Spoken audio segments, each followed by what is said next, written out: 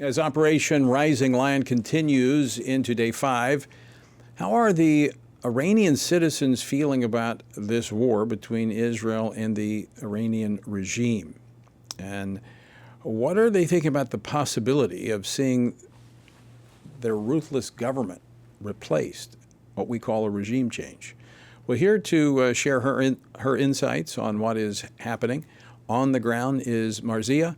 She is an Iranian Christian convert from a Muslim background. Through evangelism, though evangelism is illegal in Iran, she and a friend managed to covertly put copies of the New Testament into hands of about 20,000 Iranians and started 2 secret house churches.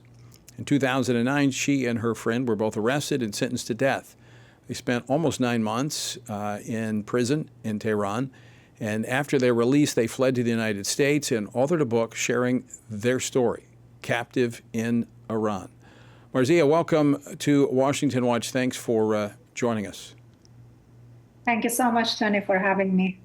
Now, I know that you actually was at the Family Research Council about 5 years ago and shared your story, but you continue to stay abreast of what is happening with contacts on the ground and reading and through various means. What are you hearing coming out of Iran? What are the Iranian people saying? Yes, every day, almost every day, I watch the news and follow the messages that Iranians are sending out, mostly in Farsi, and the films that they are sharing. And honestly, majority of Iranians, millions of Iranians are very happy with seeing the elimination of IRGC terrorists, and Israel is targeting nuclear facilities and military bases. They are sharing videos and films mocking them, and especially the first day they shared their celebration, that how much they are happy. Unfortunately, some people, Western leftists and the agents of the regime, those who are supported by the regime outside, try to spread lies and propaganda to show that, how much people are upset against Israel. This is not true. No one likes war to get killed in the war, but that shows how much Iranians suffered for more than 40 years, and their pain and sufferings is much higher. That's why they prefer to see that the butchers of their children are getting killed in this war. Marziyeh, do you see the possibility of a removal of the repressive regime, a new government emerging in Iran? Is that possible?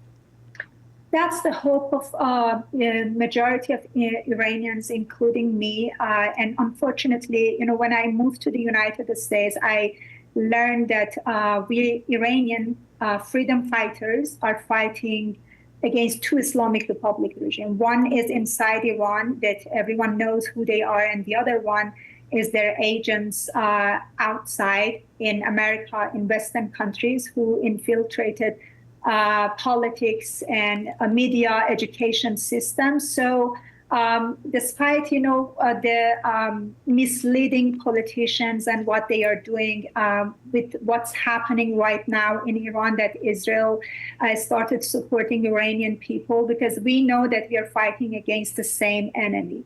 There is a high hope that Prince Pahlavi, that's the only legitimate opposition, that Iranian people trusted him, because the regime also sent their fake oppositions outside and to mislead politicians and leaders, but to create division among people, that Iranians are not united. But many times during many protests, Iranians called his name and asked for his return.